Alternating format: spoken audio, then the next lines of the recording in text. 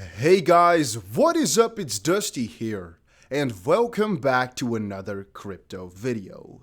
If you are enjoying the daily crypto content, help out the channel by pressing that like button for the YouTube algorithm. It just helps out a little bit, and if you want to be notified every time we upload something new, every time we got some new crypto update, make sure you press that subscribe button. First of all, Ripple shifts 204 million XRP along with Ripple Works and Binance. Yes, Ripple crypto behemoth has wired a massive lump of XRP following several smaller transactions from major crypto exchanges. And this to me is always interesting. If Ripple sends some money around, people go really nutty. The amount of fun, the amount of speculation is always crazy over on Twitter. And so that's why I really find it quite fun to just kind of look through and see exactly what happened. Because most of the time, we don't really know. But then again, let's quickly see.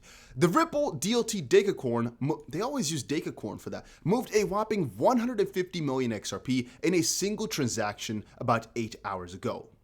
By the way, guys, my question of today is, are you guys excited about crypto in general? Like, are you still bullish? Have you turned bearish? A lot of people have changed their mind in the last couple of days. And little side note, there's this little, I'm not sure if it's even a fruit fly, just a little fly in my room. You know how annoying that is? If you're talking into a mic in front of a little screen and that thing just keeps going left, right in front of you. I'm gonna almost beat my entire monitor here, but all right. Yeah, the fund's $150 million were moved to its RL18VN wallet, from which XRP is usually distributed in lumps to other entities for sale or to cover operational expenses. Since late December 2020, the company has been facing extra expenditures due to the lawsuit initiated by the SEC against it and its two highest profile executives, Garlinghouse and Larson, co-founder, over allegedly illegal sales of XRP as unregistered securities. Now, what did we learn from that? Absolutely nothing. We learned that these articles will make any transaction seem like a really big deal. It ain't though, because we know, okay, RL18VN wallet, what does that mean? Nothing. This is a funded wallet by Ripple, so that is how we know it's for sure coming from Ripple. But where exactly it goes to? It could be to fund exchanges, it could be to fund operational expenses, it could be anything. Now here, however, is where it gets kind of interesting, I guess. A total of 24 million XRP was moved by a nonprofit organization called Ripple Works Foundation, which is co-founded by one of Ripple's co-creators, Chris Larson. Officially, Ripple and Ripple Works began collaborating in March 2020. The media has called this company one of the fastest growing and most innovative nonprofits, and the goal of the partnership is to support powerful initiatives around the world. Larson made a large donation in XRP when co-founding the nonprofit with Doug Gallen. As of 2019, its XRP stash was worth more than $370 million, and as for the 24 million XRP, it was moved to Binance, which of course leads people to speculate that they are trying to sell something. In the end though, guys, we do not know.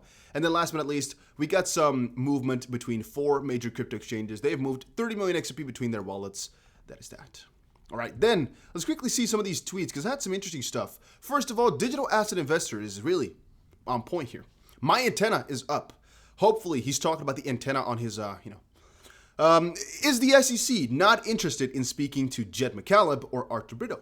Did I miss this?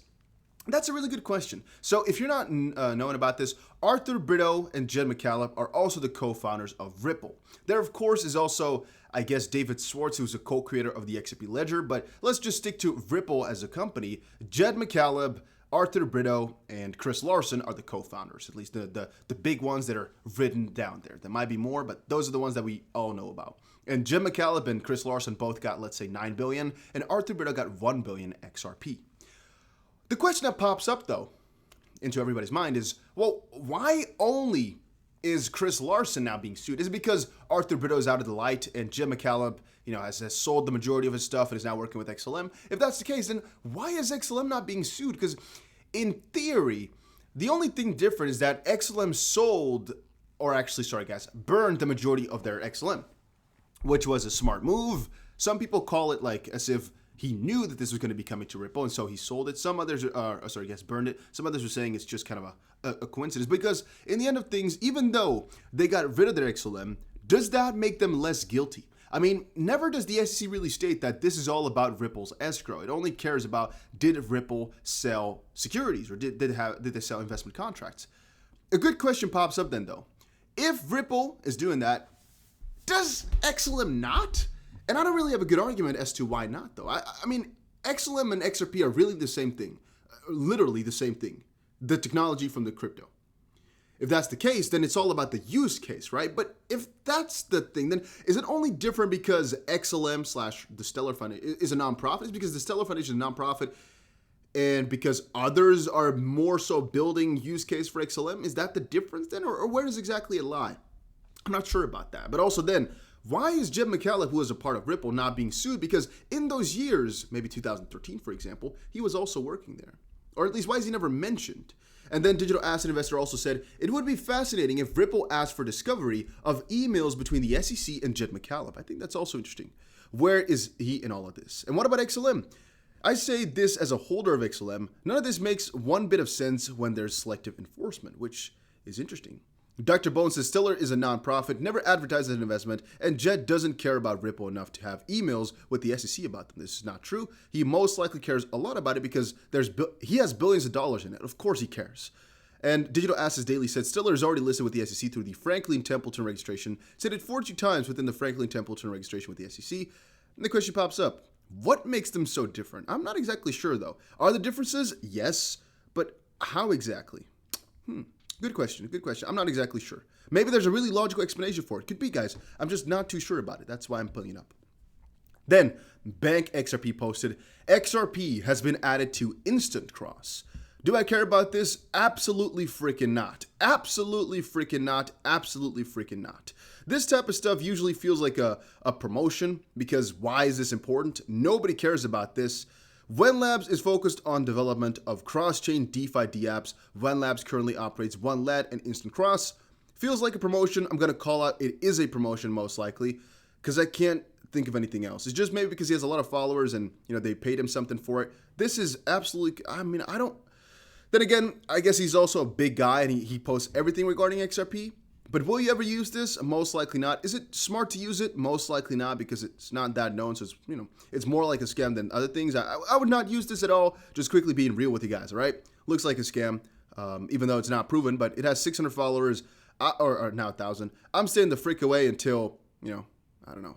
It just doesn't sound that good. But then again, whatever, right? Whatever. Maybe it is really smart. I'm just not willing to test it out. I'm not that type of guy, all right? I'll wait for it to become really mainstream and then I'll use it. There's no harm in waiting for it to become really verified, I guess. Then Dark Defender posted, hi there. After the ABC correction, XRP is continuing the second wave. It seems the third wave has started, but based on the last candles, we're still on Elliott Wave 2. Supports 80 cents, 75 cents, and 65 cents. Targets 126, 133, 175, and 230. I wish you all a great day. So he's saying that this is going to happen. One more leg down and then come back up. You can see this structure, right? You can see how it's going. Basically another correction to, what is it? 70, 79? Oh no, it's 80, I guess. 81 cents or so before coming back up. All I can say about this one, guys, is, well, every single analyst I know has proven themselves wrong, I guess. Because every single analyst out there will be wrong half of the time, maybe, or something like that. You cannot point to me one. People say, oh, BC backer, this, BC backer. I like the guy very much, all right? He seems like a very honorable man. Don't get me wrong on this one. And there's a couple others. Credible Crypto seems to have really a lot of good things in mind. Pick one, pick an analyst. I can point out flaws with any single one of these guys because they'll be wrong very often. Or how do I say this? You can really think of a story, you can always come up with the alternative. If I, for example, and this is what all these guys do, pick any big crypto YouTuber in technical analysis, this is what they do 100% of the time. I know it because I know them. What they do is they put up an analysis like this, and pretty shortly, if it goes up here, they'll say, yeah, this is exactly what I predicted, or they'll say, yeah, this is another scenario. Because you can always think of two scenarios. You can always think of the bullish and the bearish scenario, so it makes no sense. However, that's just my 2 cents on the situation, guys. It's like, if you keep focusing on the fact that, oh yeah, this guy's going down or up from this point, you're going to be wrong at one point or another. And the trick is to just kind of put that into the background, to make it seem as if that's not really the case, right? But trust me when I say, the majority of these guys will be wrong half of the time. It's just about making sure that those trades that you have then, as an individual, are better than the ones where you lose. But yeah, guys, let's quickly see the SEC investigating Ripple's XRP's lobbying efforts. There's actually a lot going on in this sense as well, where the SEC right now is putting up a new little, I guess, allegation. But my food is downstairs, so I'm gonna have to run. Let me put this down. Literally gonna have to run downstairs. So I'll end the video right now. It says on my phone it's still 5 minutes away, but I know this guy is right next to my door. So see you guys again in another crypto video later. Last article was this right here. Let's quickly see. Bitcoin, Ether, Dogecoin, XRP up after $1 trillion wiped out. Whatever, guys. I mean, yeah, let's quickly go over this one though. 1 second. The guy will wait. I don't care. SEC investigating Ripple's lobbying efforts. There's basically one new document from the SEC, which is that Ripple has been lobbying, and again, it's basically the question of, did Ripple know they were doing something wrong? And what were they lobbying for? How much did they spend? All of that is coming into question right now. Yeah. That was it for today's video. Hopefully you all enjoyed it. See you guys again in another one. Take care.